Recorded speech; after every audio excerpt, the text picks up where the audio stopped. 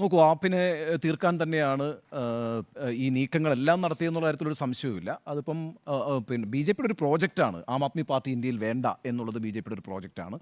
അപ്പോൾ അതുകൊണ്ട് തന്നെ സ്വാഭാവികമായിട്ടും അതിനെ ഇല്ലാതാക്കുക എന്നുള്ളതിന് വേണ്ടിയിട്ട് എത്രയോ നാളുകളായിട്ടുള്ള ശ്രമങ്ങളാണ്. ഇതൊരു 2-3 വർഷമായിട്ട് കണ്ടിന്യൂസ് ആയിട്ട് നടന്നുകൊണ്ടിരിക്കുന്ന ഒരു ശ്രമമാണ്. അതിൻ്റെ ഭാഗമായിട്ടല്ലേ ആദ്യം തന്നെ സത്യേന്ദ്ര ജെയിനിനെ പിടിച്ചകത്തിരുന്നു. അത് എത്ര മാസമാണ്? 17 മാസക്കാലം ട്രയലില്ല, കൺവിക്ഷൻ ഇല്ല, ബെയിലില്ല. ഒരാളെ പിടിച്ചങ്ങ് ഇട്ടിരിക്കുകയാണ്, അവിടുത്തെ ഒരു മന്ത്രിയെ. അത് കഴിഞ്ഞിട്ട് പിന്നെ സിസോദിയെ പിടിച്ചിട്ടു. അദ്ദേഹത്തിൻ്റെ കാര്യവും ഇതേപോലെ തന്നെ ഒരു വർഷം കഴിഞ്ഞിരിക്കുന്നു, ജയിലിലാണ്. ഇപ്പോൾ ഒടുവിൽ പിന്നെ കെജ്രിവാളിനെ പിടിച്ചിട്ടിരിക്കുന്നു. അപ്പോൾ ഇതൊരു പ്രോജക്റ്റിൻ്റെ ഭാഗമായിട്ട് ആം ആദ്മി പാർട്ടിയെ ഇല്ലാതാക്കുക എന്നുള്ളത് തന്നെയാണ്. അതിൻ്റെ ഭാഗമായിട്ട് തന്നെയാണ് ഇപ്പോൾ ഈ പറഞ്ഞിരിക്കുന്ന രാജിയും വരുന്നത്. ഈ രാജി വരുന്ന സമയത്ത് അദ്ദേഹം പറയുന്നൊരു കാര്യമുണ്ട്. അഴിമതിക്കെതിരായി നിന്ന ഒരു പാർട്ടി ഇപ്പോൾ അഴിമതിക്കാരുടെ പാർട്ടി ആയിരിക്കും എന്ന് പറഞ്ഞിട്ടല്ലേ പിന്നെ രാജ്കുമാർ ആനന്ദ് രാജിവെച്ചിരിക്കുന്നത്. ഇദ്ദേഹത്തിനെതിരെ കഴിഞ്ഞ വർഷം നവംബറിൽ എടുത്തിരിക്കുന്ന കേസ് എന്ന് പറയുന്നത് ചൈനയിലേക്ക് ഹവാല വഴി പണം കടത്തി എന്നുള്ള പറഞ്ഞിട്ടാണ് കേസാണ്. 23 മണിക്കൂറാണ് കണ്ടിന്യൂസ് ആയിട്ട് അദ്ദേഹത്തെ ED ചോദ്യം ചെയ്തത്. അതിനുശേഷം അദ്ദേഹം പിന്നെ ഒട്ടും തന്നെ ആക്റ്റീവ് അല്ലായിരുന്നു എന്ന് ഇപ്പോൾ അവിടുത്തെ ഹെൽത്ത് മിനിസ്റ്റർ ആയിട്ടുള്ള സൗരഭ് ഭരദ്വാജ് പറയുന്നുണ്ട്.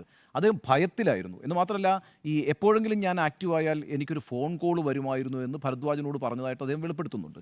അപ്പോൾ ഓരോരുത്തരെയും അങ്ങ് പിൻ പോയിന്റ് ചെയ്ത് വെച്ചിട്ട് ഓരോ ഘട്ടമായിട്ട് അങ്ങ് പിടിക്കുകയാണ്. അപ്പം പേടിച്ചിട്ടാണ് ഈ രാജി. അല്ലാതെ ആം ആദ്മി പാർട്ടി അഴിമതി നടത്തിയെന്ന് എനിക്ക് ബോധ്യപ്പെട്ടുവെന്നും അത് ഇന്നലെ ഡൽഹി ഹൈക്കോടതി പറഞ്ഞുകൊണ്ട് കാര്യങ്ങളെല്ലാം വ്യക്തമായി എന്നും അതുകൊണ്ട് ഞാൻ രാജിവെക്കുകയാണെന്ന് പറയുമ്പോൾ ഇദ്ദേഹത്തെ തന്നെ ED പൂട്ടിയിരിക്കുകയായിരുന്നു. ഇദ്ദേഹത്തിനെതിരായിട്ടുള്ള കേസ് വളരെ ശക്തമായിട്ടുണ്ട്. അതിൻ്റെ സത്യാവസ്ഥയൊന്നും നമുക്കറിയില്ല. പക്ഷേ ആ ഭയപ്പാടിലാണ് ഈ രാജി. അത് തന്നെയാണ് BJP ലക്ഷ്യം വെക്കുന്നതും. അതായത് ഇതിനെ ശിഥിലീകരിക്കുക എന്നുള്ളതാണ്. ആളുകളെ ഭയപ്പെടുത്തി കേസിൽ കുടുക്കി ജയിലിലാക്കി ഈ പ്രസ്ഥാനത്തെ ഇല്ലായ്മ ചെയ്യുക എന്നുള്ളതാണ്. ഇവിടെ മാത്രം അവസാനിക്കുമെന്ന് ഞാൻ വിചാരിക്കുന്നില്ല. നോക്കൂ, ഈ പഞ്ചാബിൽ നിന്ന് 7 രാജ്യസഭാംഗങ്ങളുണ്ട്. ഈ 7 രാജ്യസഭാംഗങ്ങളിൽ ആം ആദ്മി പാർട്ടിക്ക് 5 രാജ്യസഭാംഗങ്ങൾ ഈ നിമിഷം വരെ അരവിന്ദ് കെജ്രിവാളിൻ്റെ അറസ്റ്റിനെ കുറിച്ച് ഒരൊറ്റ അക്ഷരം സംസാരിച്ചിട്ടില്ല, അതിനെ എതിർത്ത് സംസാരിച്ചിട്ടില്ല. എന്ന് മാത്രവുമല്ല, അരവിന്ദ് കെജ്രിവാളിൻ്റെ അറസ്റ്റിന് ശേഷം എല്ലാ MLA മാരോടും രാജ്യസഭാംഗങ്ങളോടും അവരുടെ പ്രവർത്തകരോടും ആ പാർട്ടി ആഹ്വാനം ചെയ്ത് അവരുടെ എല്ലാം സോഷ്യൽ മീഡിയയിലെ പ്രൊഫൈൽ പിക്ചർ മാറ്റിയിട്ട് ഈ അരവിന്ദ് കെജ്രിവാൾ ജയിലിനകത്ത് നിൽക്കുന്ന പിക്ചറാണ് ഇടേണ്ടതെന്നാണ്. അങ്ങനെയാണ് എല്ലാവരും ചെയ്തിരിക്കുന്നത്. ഈ 5 MP മാരും ഈ 5 രാജ്യസഭാ MP മാരും ഈ നിമിഷം വരെ അത് മാറ്റിയിട്ടില്ല. അപ്പം ഞാനത് കൗതുകത്തോടെ കാണുന്നത് എന്താണെന്ന് വെച്ചാൽ ഉടനെ തന്നെ സംഭവിക്കാൻ പോകുന്ന ഒരു കാര്യമാണത്. ഇനി ഈ പറയുന്ന ഈ അഞ്ചു പേരെയും hard core Aam Aadmi party പ്രവർത്തകരല്ല, അല്ല, അവരെ ഒഴിവാക്കിയിട്ടാണ് ഇവരെ ആക്കിയത്.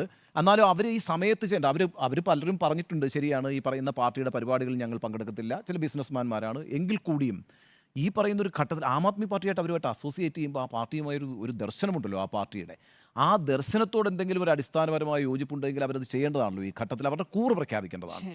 പക്ഷേ അതും സംഭവിക്കുന്നില്ല. അപ്പം എന്താണ് ആ പാർട്ടിയിൽ ഇനി സംഭവിക്കാൻ പോകുന്നത് നോക്കൂ. ഡൽഹി, പഞ്ചാബ് ഈ 2 സംസ്ഥാനങ്ങൾ ഭരിക്കുന്നു.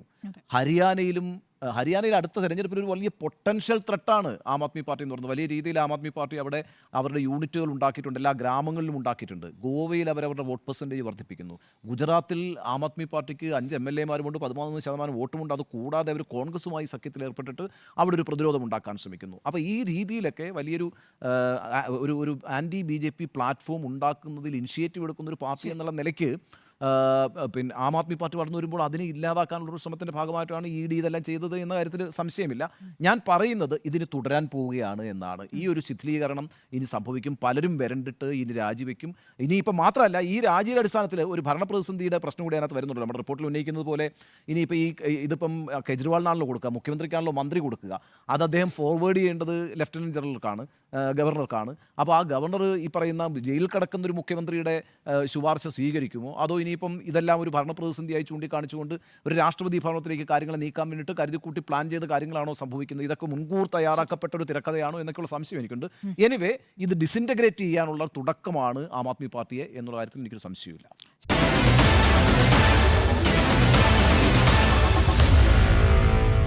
Meet the editors.